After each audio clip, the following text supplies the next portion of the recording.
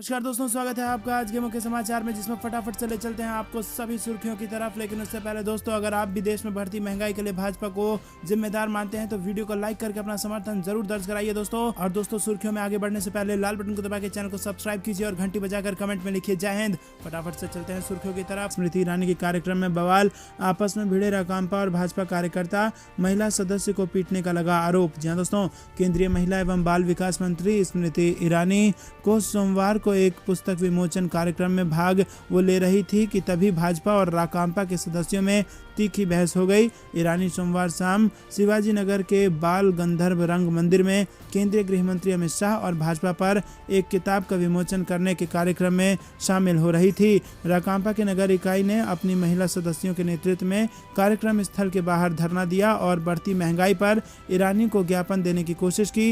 उन्होंने महंगाई के खिलाफ नारेबाजी की और कार्यक्रम में मौजूद भाजपा कार्यकर्ताओं ने भी जवाब में उनके खिलाफ नारेबाजी की, जिसके बाद स्थिति तनावपूर्ण हो गई। दोस्तों, रुक करते हैं अगली बड़ी खबर की तरफ। अल्लाह से डरता हूं, किसी मोदी या योगी से नहीं, ज्ञान व्यापी मामले पर बोले असदुद्दीन ओवैसी। जी दोस्तों, ऑल इंडिया मजलिस इत्तेहादुल मुस्लिमीन के अध्यक्ष असदुद्दीन ओवैसी ने सोमवार को कहा कि वो ज्ञान व्यापी मस्जिद के सर्वेक्षण के उससे आहत हैं और 1991 के उच्चतम न्यायालय के फैसले की अनदेखी की गई है।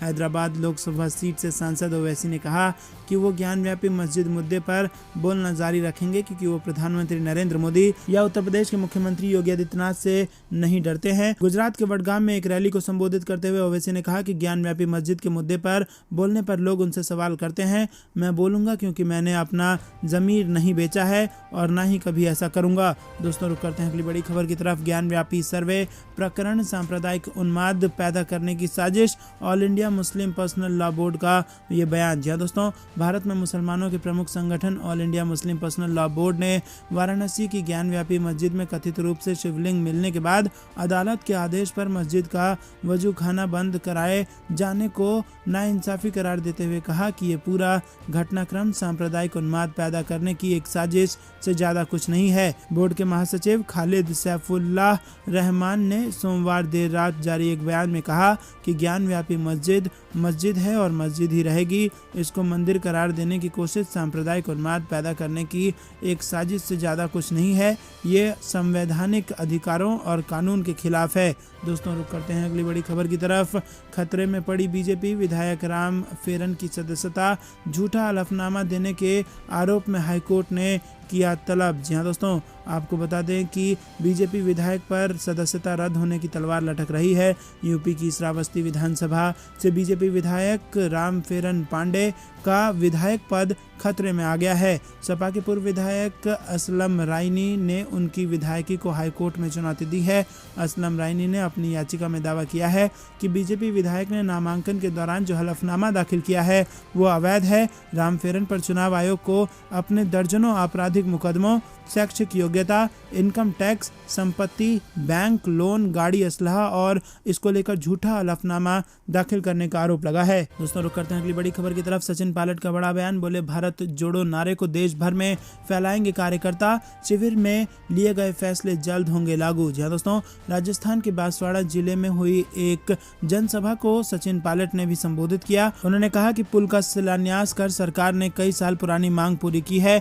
उन्होंने कहा कि यहाँ के लोगों की आस्था और भावना इस मिट्टी से जुड़ी हुई है। बेणेश्वर धाम एक वर्ग, समुदाय या किसी जिले का नहीं, यहाँ प्रदेश के साथ अन्य राज्यों के लाखों लोग भी आते हैं और इस पुल के निर्माण से सैकड़ों श्रद्धालुओं को लाभ मिलेगा। उन्होंने कहा कि 3 दिन हमारी पार्टी ने उदयपुर में चिंतन शिविर किया और इसमें सोनिया गांधी और राहुल गांधी ने कई अहम फैसले लिए। दोस्तों, रुक करते हैं अगली बड़ी खबर की तरफ। नीतीश के जातीय जनगणना पर क्या बीजेपी को फिर दिखाई आंख, आखिर तेजस्वी के साथ क्यों नजर आ रहे हैं बिहार के सीएम। जी दोस्तों, आपको बता दें कि जातिगत जनगणना को लेकर बीजेपी की आपत्ति के बावजूद नीतीश कुमार ने जल्द से जल्द राज्य में जाति जनगणना कराने के फैसले को दोहराया है। जेडीयू के तमाम मंत्री और नेता जातिगत जनगणना को लेकर जेडीयू की राय स्पष्ट कर चुके हैं। सोमवार को नीतीश कुमार ने पत्रकारों से बातचीत के दौरान कहा कि वो इसके लिए सभी दलों के साथ बैठक बुलाएंगे। इसके लिए सभी को आमंत्रण भेजा जाएगा। बताते चले कि एक तरफ बीजेपी है जो जाति आधारित जनगणना के पक्ष में नहीं है, उसने अपना अलग स्टैंड रखा हुआ है। वहीं जेडीयू बीजेपी से अलग राय रखती है। जेडीयू और तमाम विपक्ष जाति जनगणना पर अड़े हैं और अभी 2 दिनों पहले ही बीजेपी के एग्रीकल्चर मिनिस्टर अमरेंद्र प्रताप सिंह ने कहा था कि बिहार और पूरे देश में जाति आधारित जनगणना की कोई ज़रूरत नहीं है। दोस्तों रुक करते हैं अगली बड़ी खबर की तरफ। चुनाव से पहले कांग्रेस नेताओं में समन्वय बनाने के लिए दिल्ली में मंथन पहुंचे कई बड़े नेता। जी दोस्तों, आपको बता दें कि विधानसभा चुनाव की तैयारी में जुटी प्रदेश कांग्रेस के नेताओं में समन्वय बनाने के लिए मंगलवार को दिल्ली में अहम बैठक होने जा रही है। अखिल भारतीय कांग्रेस कमेटी की महासचिव व प्रदेश प्रभारी राजीव शुक्ला बैठक की अध्यक्षता करेंगे।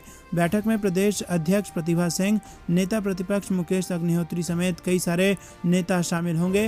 रुक करते हैं अगली बड़ी खबर की तरफ, जो कि फिर से बिहार से आ रही है। तेज प्रताप ने सीएम को दी सलाह, कहा उन्हें बीजेपी परेशान कर रही है, राहुल से प्रियंका को आगे करने कहा। जी हाँ दोस्तों, आपको बता दें कि लालू प्रसाद यादव के बड़े बेटे तेज प्रताप यादव ने मुख्यमंत्री नीतीश कुमार को सलाह दी है कि उन्हें कमंडल लेकर हरिद्वार चले जाना चाहिए। उन्होंने कहा कि वो नीतीश कुमार को भगवत गीता भिजवाएंगे। तेज प्रताप यादव सोमवार को जनशक्ति यात्रा के तीसरे चरण में गया में थे और गया में उनके साथ उनके मित्र चैतन्य पालित, छात्र जनशक्ति के प्रदेश अध्यक्ष प्रशांत प्रताप यादव सहित छात्र जनशक्ति पार्षद के कई नेता कार्यकर्ता मौजूद रहे। तेज प्रताप यादव का गया में भव्य स्वागत किया गया। दोस्तों, आपको बता दें कि तेज प्रताप यादव ने कहा कि भाजपा मुख्यमंत्री नीतीश कुमार को काफी परेशान करने का काम कर रही है, इसीलिए अब कमंडल लेकर स्नान करने उन्हें हरिद्वार चले जाना चाहिए। इसी के साथ कहा कि मेरे पिताजी लालू प्रसाद यादव ने नीतीश कुमार को राजनीति में जिंदा करने का काम किया, जिसकी बदौलत नीतीश कुमार आज बिहार मुख्यमंत्री बने हुए हैं। वहीं नीतीश कुमार को स्वास्थ्य, शिक्षा, भ्रष्टाचार, महंगाई के बारे में सोचना चाहिए और इसका समाधान करना चाहिए।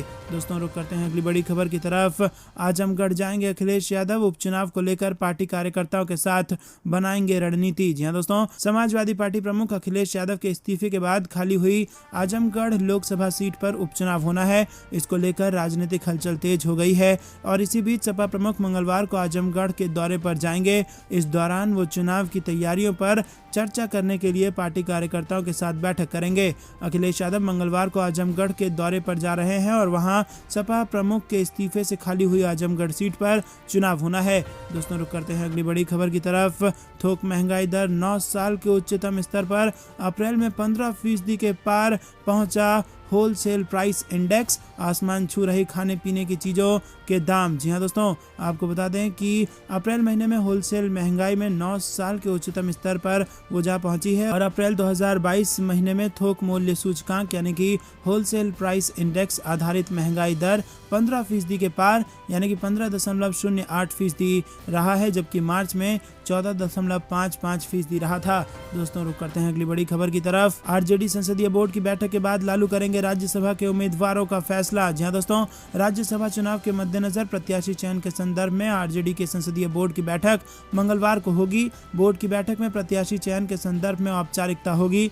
हालांकि आरजेडी प्रत्याशी की घोषणा चुनावी अधिसूचना जारी करने के बाद ही करेगा। वहीं आपको बता दें कि आरजेडी की राष्ट्रीय संसदीय बोर्ड की बैठक पूर्व मुख्यमंत्री राबड़ी देवी की अध्यक्षता में संभव है। आरजेडी के राष्ट्रीय अध्यक्ष लालू प्रसाद यादव के नहीं आने से ऐसा किया जाएगा। दोस्तों, रुक करते हैं अगली बड़ी। एआईएमआईएम प्रमुख असदुद्दीन ओवैसी का बड़ा बयान, ज्ञानव्यापी मस्जिद थी और कयामत तक मस्जिद ही रहेगी। जी हाँ दोस्तों, ज्ञानव्यापी विवाद को लेकर एआईएमआईएम प्रमुख असदुद्दीन ओवैसी ने एक बड़ा बयान दे दिया है। उन्होंने कहा कि ज्ञानव्यापी मस्जिद थी, कयामत तक रहेगी। इससे पहले उन्होंने कहा था कि बाबरी की तरह ज्ञानव्यापी को नहीं जाने देंगे। ओवैसी के इस बयान के बाद इस मसले पर राजनीति और ज़्यादा गर्मा सकती है। एआईएमआईएम प्रमुख असदुद्दीन ओवैसी ने अपने ट्विटर अकाउंट से लिखा है कि ये बाबरी मस्जिद में दिसंबर 1949 की पाठ्य पुस्तक की पुनरावृत्ति है। यह आदेश ही मस्जिद के धार्मिक स्वरूप को बदल देता है। ये 1991 के एक्ट का उल्लंघन है। ये मेरी आशंका थी और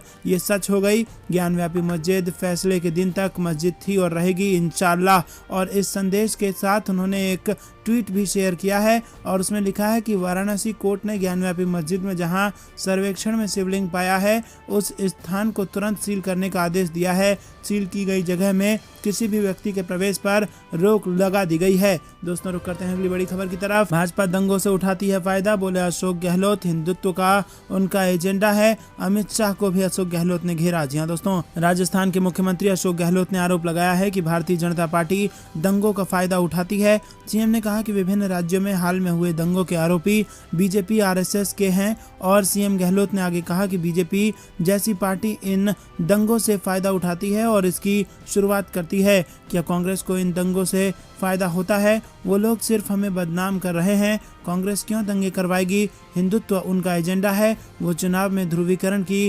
राजनीति करते हैं। वहीं आपको बता दें कि बातचीत करते हुए सीएम गहलोत ने आरोप लगाया कि बीजेपी हिंदुत्व के नाम पर वोट लेती है। सीएम गहलोत ने आगे कहा कि बीजेपी ने यूपी चुनाव में 403 सीटों में से एक पर भी मुस्लिम उम्मीदवार को खड़ा नहीं किया था।